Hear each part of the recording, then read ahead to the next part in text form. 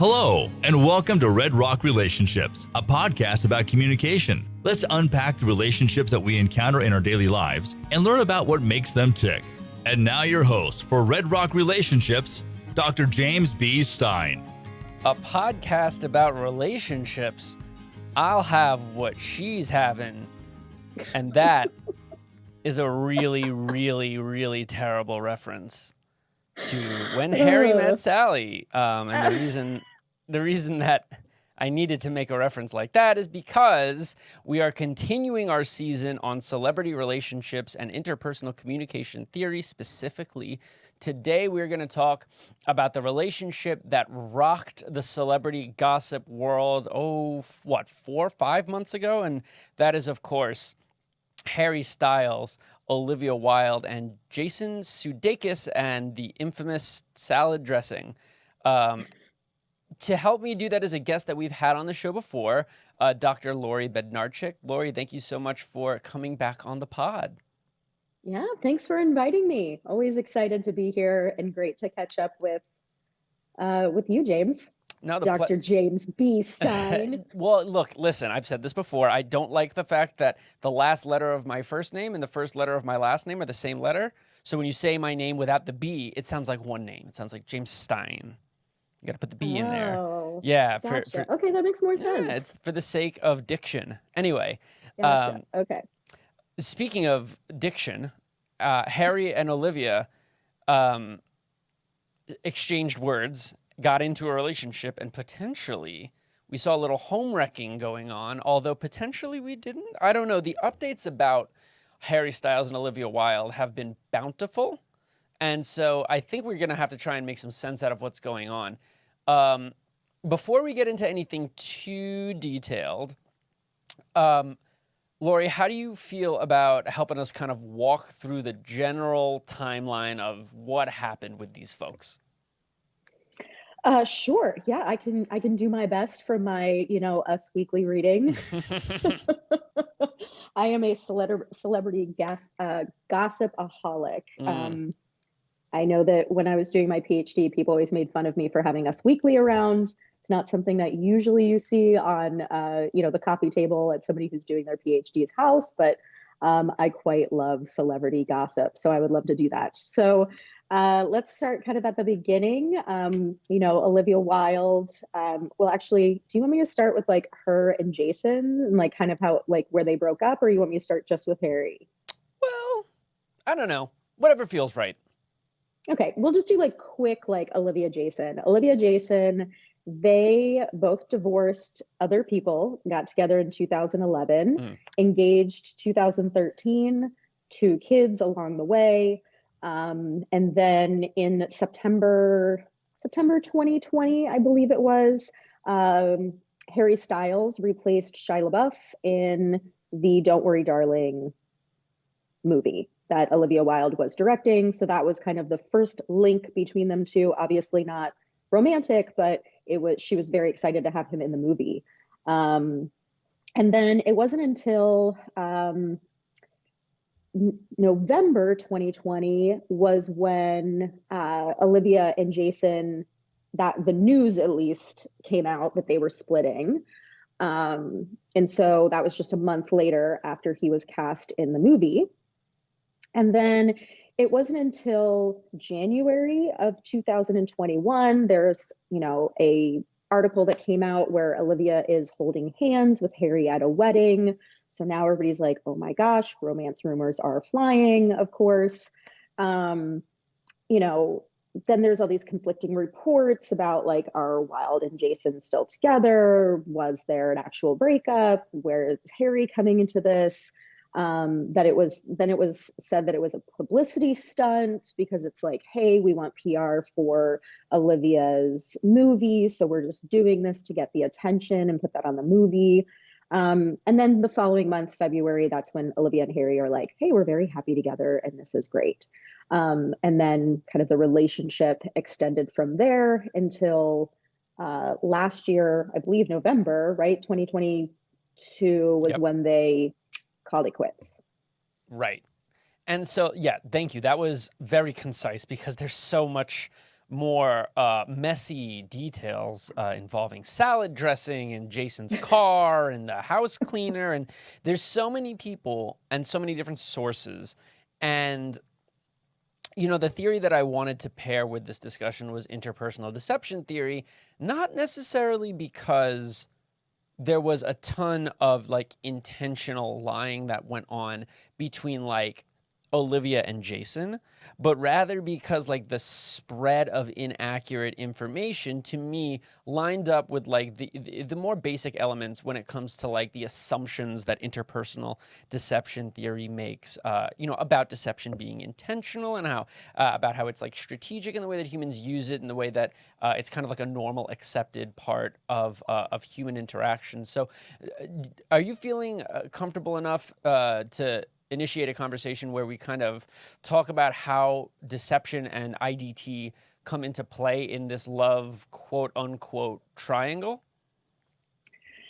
So I can kind of do like a super brief intro of like IDT and like kind of how we talk about deception within the interpersonal field. And then I will let you start with how we're going to unpack all of this using it. How does Oh, I'm that sound? happy to do that. Okay, awesome. So, interpersonal deception theory, obviously, there's a ton of research out there on deception. But until IDT was created, and I'm going to forget the year, I don't know if you want to jump in, I believe it's the 80s. I think late 80s, Um, maybe early 90s. yeah, something along those lines. And before that, we had looked at deception predominantly either from the sender's point of view or the receiver's point of view. And IDT was like, hey, this is actually an interpersonal process that two people are involved in.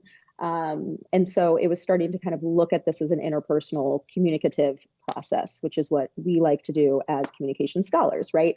And kind of the big things here when it comes to deception is that, and you mentioned it as well, is that deception occurs when the speaker or the sender transmits information. They do so knowingly, they do so intentionally, and they do so for the purpose of actually creating a false belief in the receiver. As opposed to like So satire or like a joke. exactly. Or I might say something and not know I'm lying, right? Like I Mm-hmm. don't know the answer and I say something and somebody's like, you're lying. And I don't know that I'm lying. So I wasn't intentionally trying to share false information. So those things are very important. So I have to know that I'm doing it. I want to intentionally deceive and create this false belief in the other person, which I think is something we don't necessarily always think about when it comes to deception. Right. And so here's why, stick with me. Here's why I liked that theory for this situationship. It's because, as you noted, there were so many conflicting pieces of information coming in. Were Harry and Olivia doing this to promote the movie? When did Olivia and Sudeikis officially split? Right? You know, did the divorce mean that they were divorced forever? Were they still seeing each other? Had they been separated long before the divorce? And I think that it's, you know, in the big picture, it's really not that much of anyone's business. But in terms of like us being a society where we consume all this celebrity drama, it is worth noting that the strategies that Sudeikis, Styles, Wild, their publicist teams, and the media all engage in often involve a lot of these like intentional deceptive tactics, in this case to make people, you know, buy magazine subscriptions or, you know, get involved with the story or perhaps promote the movie. So that's the angle that I'm kind of coming from here. And I know one of the things you wanted to talk about was like the nature of Harry and Olivia's relationship. So I'd like to get into that a little bit. Can you talk to me about some of the things that their relationship is demarked by in terms of how they are perceived by the public? Sure. Well, first, I do want to correct you. So actually, Jason and Olivia never married. Really? They never married. They were engaged. And then they separated Oh. in 2020. Oh man. So Okay, the I didn't know that. I had naturally yeah, assumed that they were married. no, Interesting. never married. Engaged for what was that, 7 years? Never Wow. actually, yeah, never married. Two kids. And the papers that he served, the infamous papers he served in public in front of a live audience when she was at CinemaCon, I believe were custody kinds of legal documents. Interesting. But they were not divorce papers. Interesting. So, okay, now that's exactly what I'm talking about.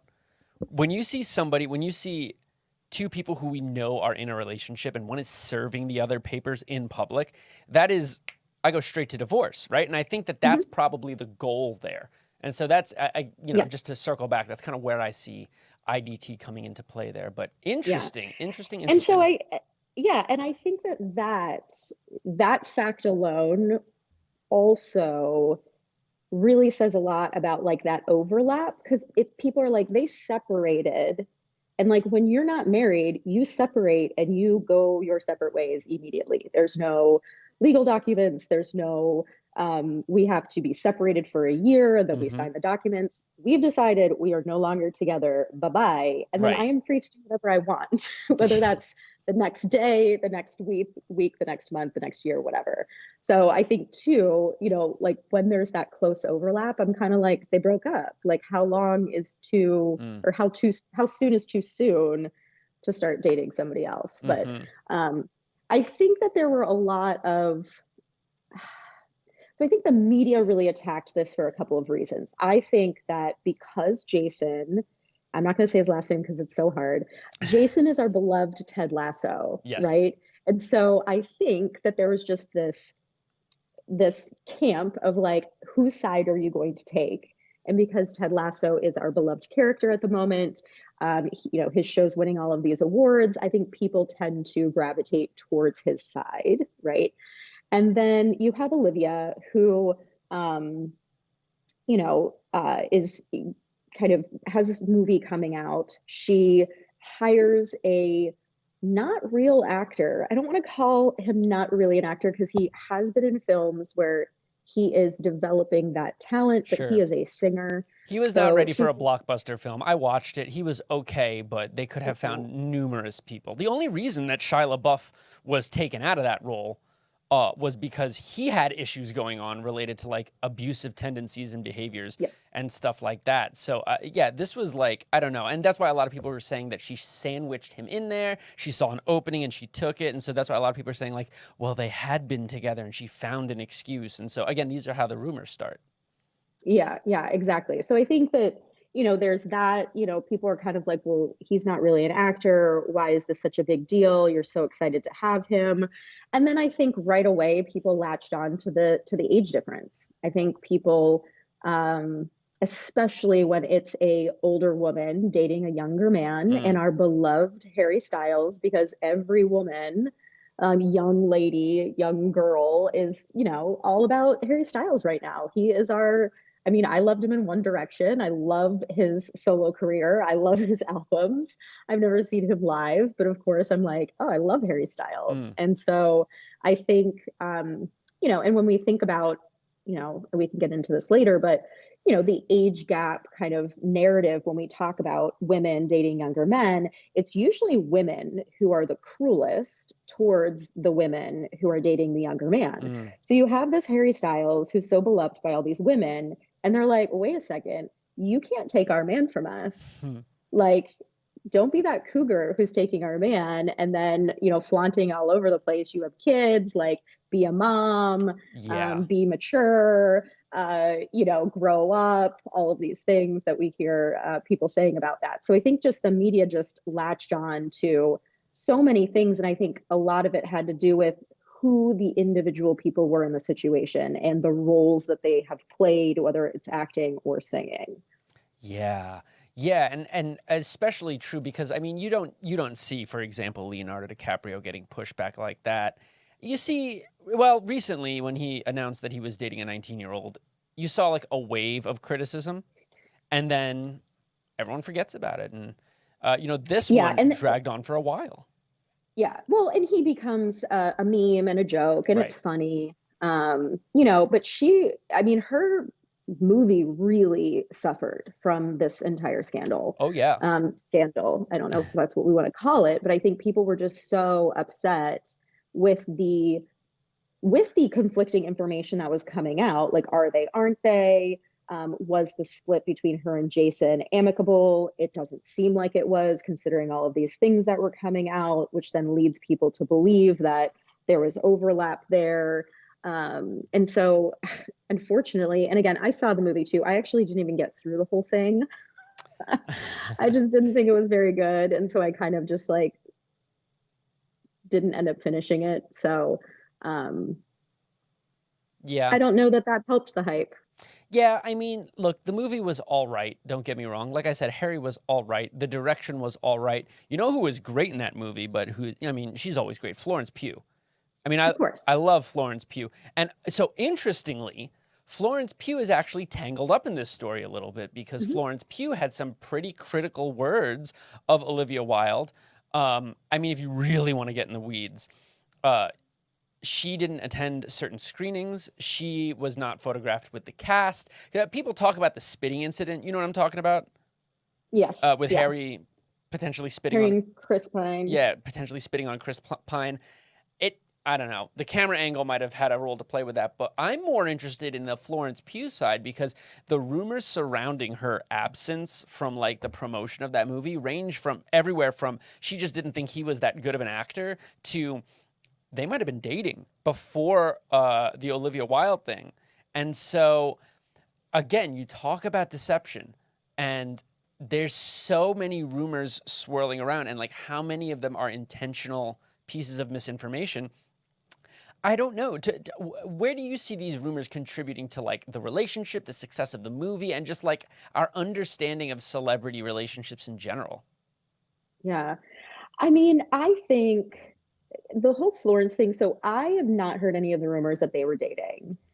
I got the sense, I'm going to create my theories based on it. Like, I think Florence's career is like just skyrocketing. And I think that she wanted to stay as far away from scandal as possible. But by trying to do that, she put more of a spotlight on herself. Funny how that works. Exactly. And then I do think there was some kind of like, okay, you're going to have me, a serious actress, who's getting a lots of, acclaim, and you're going to put me like in an equal cast to Harry Styles. Like, I think that might have been a little offensive to her. I think too, like, she just professionally, I mean, personally, I don't know how professional it is for a director to be involved with somebody that they are directing. I mean, if we look at, teacher-student relationships and things like that, it's like there's an inherent power differential there, right? Where there's opportunities for Harry to get things that others don't get because of this relationship that he's in. So I think if I were Florence, I'd be like, do you, but can you wait until this movie's out and done so that that there isn't this conflict on set of what might be going on between you two.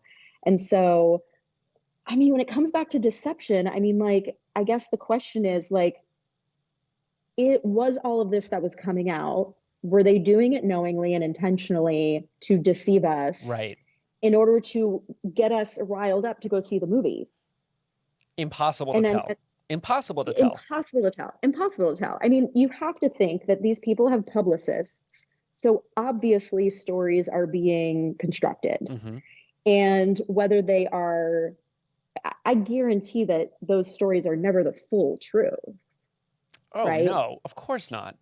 And they're pushing through a narrative that they want us to believe. So in a way, I mean, I guess the question is, they know that they are creating a false narrative or a not completely true narrative. And their intention is for us to believe it, so to deceive us. But are they intentionally in their mind? I don't know. Is the intentionality there, I guess, is my question. Yeah, and not just the intentionality, but the intentionality to disseminate false information, right? Yeah.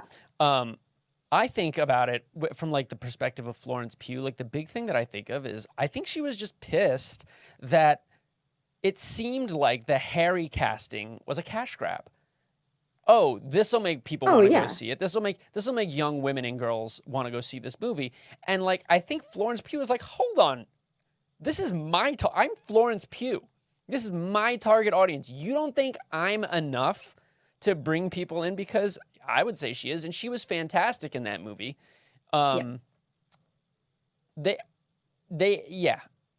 It was, the movie itself was all right, and she was tremendous, as she always is. So I don't want to say that it's ego, because that makes it sound like it's a her problem, but I would be pissed too if I were a professional and you're bringing in somebody who is stooping the director, right? and also, you talk about the power discrepancy. Like, yeah, maybe Harry can get certain things that other, supporting actors and actresses, they can't get. And then also you've got the unique safety net. Like, Harry's career is not dependent on this movie. If he flops, he's got a tour next month.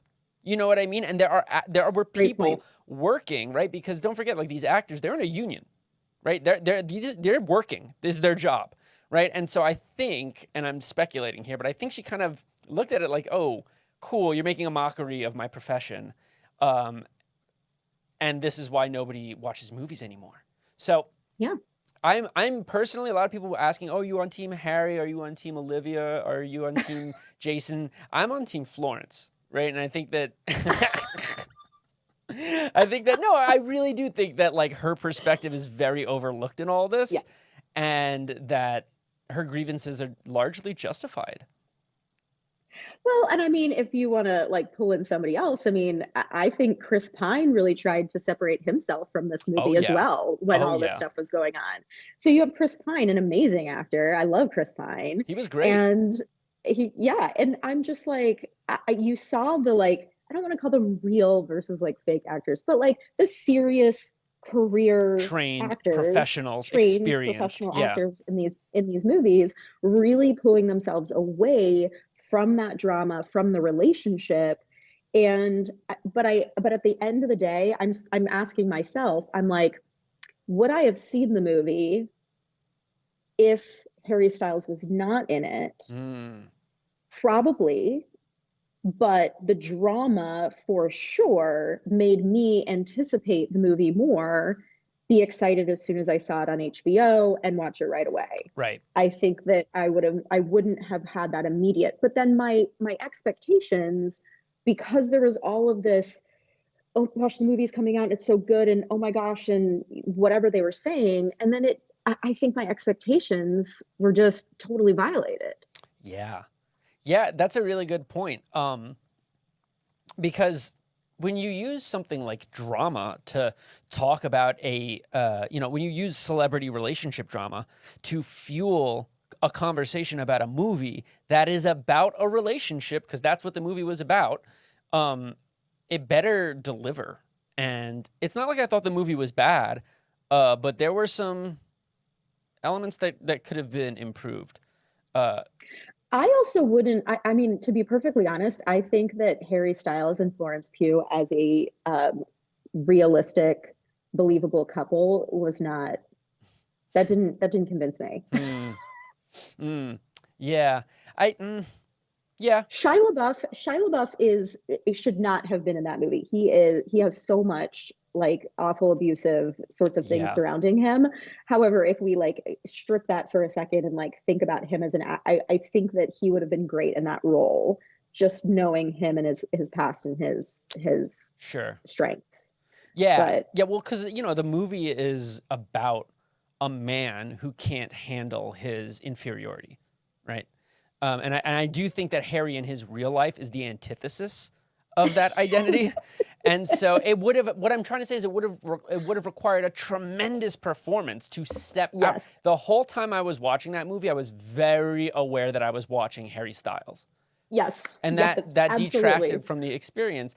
It's not necessarily his fault, but if he wants to be an actor, play to your strengths. Yeah, I mean, I absolutely expected him to take off his shirt and have something glittery on underneath of it. I know, yeah. I wanted my Harry in a dress moment, and it never happened. Yes. Well, on that note, Lori, thank you for helping us to unpack this absolute mess. I don't know how much unpacking we did, but we tried. Now, to those listening, if you feel like we didn't talk about people named Harry enough, don't worry, darling. We got another one coming up. We're going to be talking about Harry and Meghan with Dr. Laura Guerrero. I'm very excited for that one in a couple weeks. But until then, have a good weekend. Enjoy the time off. We'll see you soon.